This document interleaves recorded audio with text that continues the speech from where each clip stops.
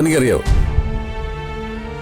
ഓരോ നിമിഷം പുതിയ കോശങ്ങൾ ജനിക്കുന്ന നമ്മുടെ ശരീരം പോലും സ്വയം നവീകരിച്ചുകൊണ്ടിരിക്കുകയല്ലേ? എടോ, മാറ്റം എന്ന് പറയുന്നത് പ്രകൃതി നിയമമാണ്. അങ്ങനെ മാറാൻ വേണ്ടിയാണോ ഗോകുല് മദ്യം കുടിക്കുന്നത്? മോളെ, മോനോടൊരു കാര്യം പറയാനുണ്ട്. എന്താ അമ്മ? സച്ചിയുടെ കാര്യം തന്നെയാ. എന്തു പറ്റി? മോളിരിക്കെ ഇരിക്കെ.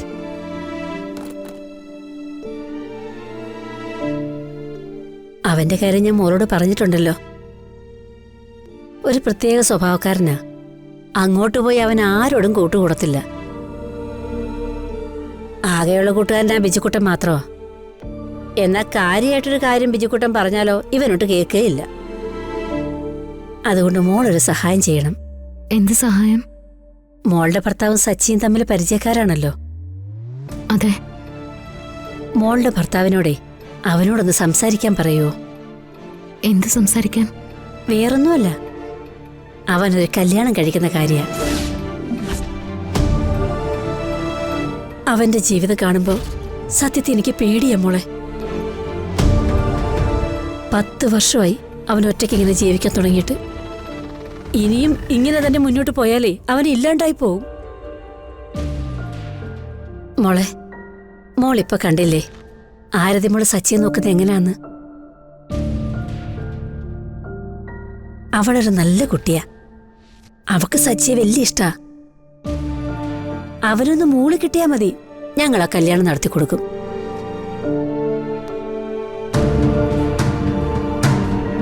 പക്ഷേ അവൻ ആരോടും മനസ്സ് തുറക്കുന്നില്ല. മോളുടെ ഭർത്താവിനോടാകുമ്പോഴേ ചിലപ്പോ അവൻ മനസ്സ് തുറന്നാലോ? ഒരു പെണ്ണ് അവന്റെ ജീവിതത്തിലേക്ക് വന്നില്ലെങ്കിൽ അവൻ ചിലപ്പോ ഭ്രാന്തനായി പോകും മോളെ. എന്റെ അച്ഛൻ മോളിന് തിരിച്ചു വരുന്നുള്ള പ്രതീക്ഷയൊന്നും എനിക്കില്ല. അവന്റെ കാത്തിരിപ്പ് വെറുതെയാ.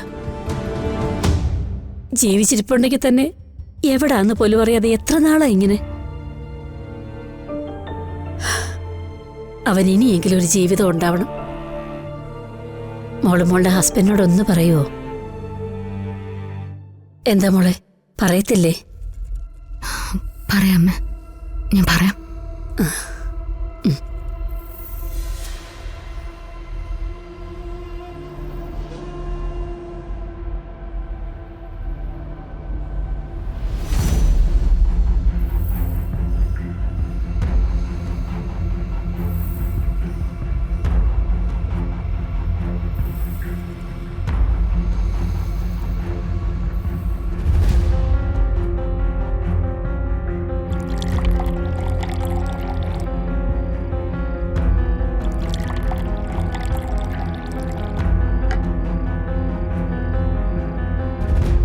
അളെ എപ്പടി?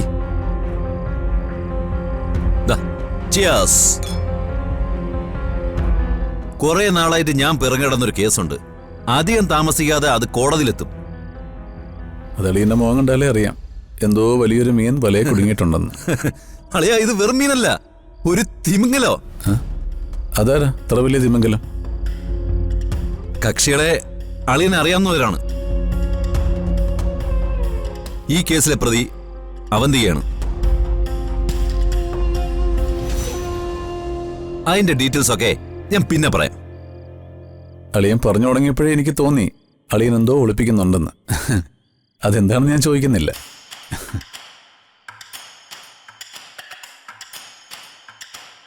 ഗോകുലാകെ മാറിയിരിക്കുക. ഇതിനെല്ലാം കാരണം ഞാനാണല്ലോ എൻ്റെ ഈശ്വര.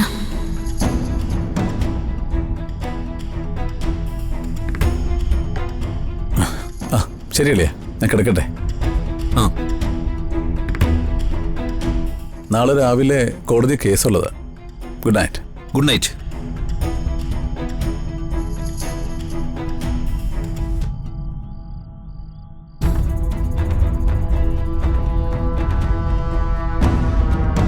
ഇതെന്താ രാജീവേട്ടാ? എന്ത്? ഈ വീട് ബാറാക്കാനുള്ള പരിപാടിയാണോ? രാജീവേട്ടൻ കഴിക്കുന്നത് പോട്ടെ, ആ ഗോകുലിനെ കൂടെ എന്തിനാ ഇങ്ങനെ കുടിപ്പിക്കുന്നേ? ദേ, ഇത് ഇന്നത്തോടെ നിർത്തിക്കോണം. ഓ തമ്പുരാട്ടിയുടെ ഉത്തരവാണോ? എടി ഞാൻ ഇങ്ങനെ സമാധാനമായിട്ടിരിക്കുന്നതാണോ നിന്റെ പ്രശ്നം? ഇതാണോ സമാധാനം? ശരി, നിനക്ക് ബുദ്ധി കൊണ്ടാണെങ്കിൽ ഒരു കാര്യം ചെയ്യാം. നാളെ മുതല് ഞാൻ വേറെ താമസിക്കാം. എവിടെ താമസിക്കാമെന്ന്? സുന്ദരിയായ വേറൊരു പെണ്ണോടൊപ്പം. നീ ഔട്ട്, അവൾ ഇന്ന്. സിസ്റ്റർ കുട്ടി.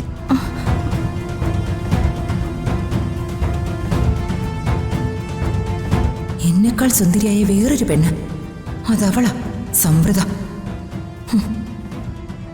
രണ്ടുപേരും തമ്മിലുള്ള രഹസ്യ സംസാരവും രണ്ടുപേരും കൂടി പ്ലാൻ ചെയ്തുകൊണ്ടുള്ള പോക്കും എല്ലാം ഇതിനു വേണ്ടിയായിരുന്നു അല്ലേ? വിടില്ല ഞാൻ.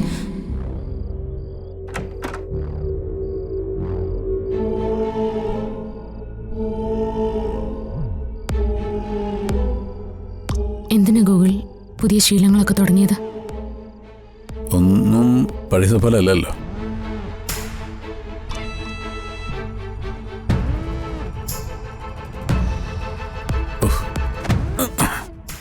എന്താ പഴയതുപോലെ അല്ലാത്ത? ഇതൊന്നും നല്ല ശീലമല്ലെന്ന് ഗൂഗിളിനും അറിയാലോ. മദ്യം നല്ല കാര്യമല്ല എന്ന് എല്ലാവരോടും ഞാൻ പറഞ്ഞിട്ടുള്ളത്.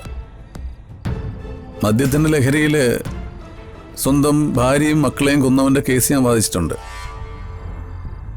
കള്ളുകുടിയനായ ഭർത്താവിൻ്റെ ശല്യം സഹിക്കാതെ ഭർത്താവിനെ കൊന്ന ഭാര്യയുടെ കേസും ഞാൻ വാദിച്ചിട്ടുണ്ട്. മദ്യം കൊണ്ട് സമൂഹത്തിൽ ഒരുപാട് പ്രശ്നങ്ങൾ ഉണ്ടാവുന്നുണ്ട്. ഒക്കെ എനിക്കറിയാം. ഞാൻ മദ്യത്തിനെതിരെ തന്നെയാണ്. പക്ഷേ ചില സമയത്ത് മദ്യം നമുക്ക് സമാധാനം തരുന്നൊരു വസ്തുവാണെന്ന് ഇപ്പോഴാണ് എനിക്ക് മനസ്സിലായത്. അപ്പൊ എല്ലാം അറിഞ്ഞു വെച്ചുകൊണ്ട് തന്നെയാണ് ഈ ശീലം തുടങ്ങിയത് അല്ലേ? ഗൂഗിളിന്റെ പ്രവൃത്തി കാണുമ്പോൾ ഇവിടെ ഉള്ളവർക്കൊക്കെ എത്ര വിഷമമുണ്ടെന്നറിയോ? ആരെയും ഓർത്തൊന്നും അങ്ങനെ വിഷമിക്കാൻ പാടില്ല. ആർക്കും സ്വന്തമല്ല എന്ന് ആരും പറഞ്ഞത് ഓർമ്മയില്ലേ? ഞാനെങ്ങും കേട്ടിട്ടില്ല. ഇത് സ്വയം ന്യായീകരിക്കാൻ വേണ്ടി മാത്രം പറയുന്നല്ലേ? അങ്ങനെയെങ്കിൽ എങ്ങനെ? എടോ, ഞാനൊരു മദ്യപാനിയൊന്നുമല്ല. തനിക്കറിയാവോ, ഓരോ നിമിഷം പുതിയ കോശങ്ങൾ ജനിക്കുന്ന നമ്മുടെ ശരീരം പോലും സ്വയം നവീകരിച്ചുകൊണ്ടിരിക്കുകയല്ലേ? എടോ, മാറ്റം എന്ന് പറയുന്നത് പ്രകൃതി നിയമമാണ്. അങ്ങനെ മാറാൻ വേണ്ടിയാണോ ഗൂഗിൾ മദ്യം കുടിക്കുന്നത്? ഗൂഗിൾ, ദയവ് ചെയ്ത് ഈ ശീലം ഒന്ന് ഉപേക്ഷിക്കണം.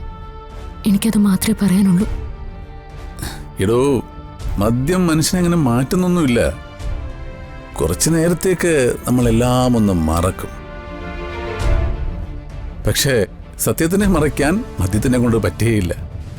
ഗൂഗിൾ എന്തൊക്കെയാ പറയുന്നേ?